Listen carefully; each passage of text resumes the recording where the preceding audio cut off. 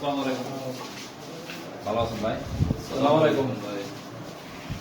আলহামদুলিল্লাহ। বসেন। আসসালামু বসেন। আলাইকুম।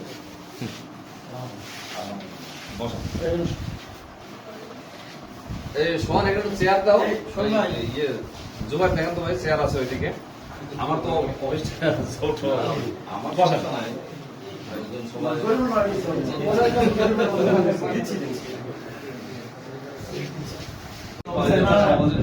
হ্যাঁ, বিসমিল্লাহির রহমানির রহিম। খেয়ে ফেলেন। আচ্ছা না, আচ্ছা খেয়ে ফেলেন, হ্যাঁ।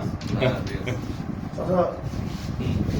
তারপরে এখন কি বলি, এখন তো করতে। মামা আপায় তো অনেক সম্পর্ক। এখন আমার তো ডায়াবেটিসের সমস্যা, তারপরে একটু খেলাম। বিসমিল্লাহ। যান, আমার ঠিক আছে, আলহামদুলিল্লাহ। নেন, আপনার নেন।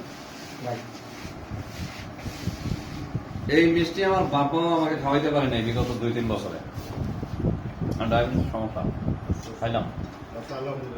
আপনাদের দোয়া, আপনাদের সহযোগিতা সর্বক্ষেত্রে আমার প্রয়োজন, মানে আমার যারা পুলিশ আপনাদের সাথে থাকবে।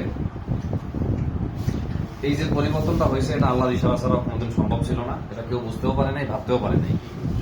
এটা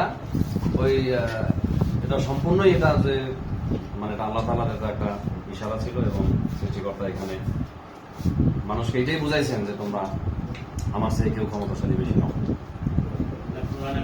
হ্যাঁ, কিন্তু মানুষ যখন ওই ক্ষমতার মোহে অন্ধ হয়ে যায়, মানুষ তখন তার নিজের চোখ দিয়েও দেখতে পায় না, নিজের কান দিয়েও শুনে, তার বিবেকের দরজাটা বন্ধ হয়ে যায়। তখন সে মানুষের উপরে সে কিন্তু অকারণ অন্যায় অত্যাচার করে, নির্যাতন করে। পরে যদি আমি এসে বড় জায়গায় দায়িত্ব পালনের সুযোগ পাই, সেটা তো আপনারাই সেটাকে সাধুবাদ জানাবেন। বিষয়টা আসলে সেরকমই। এখন ধরেন সার্কিটের 2টা থানার দায়িত্বে আছি, লালপুর, বড়াইগ্রাম সহ বনপাড়া তদন্ত কেন্দ্র আব্দুলপুর, যাচ্ছি। এরপরে রাজবাড়ী জেলায় জেলার দায়িত্বে থাকবো আর কি। ওখানে এসপি সাহেব থাকবে, তারপরে আমি।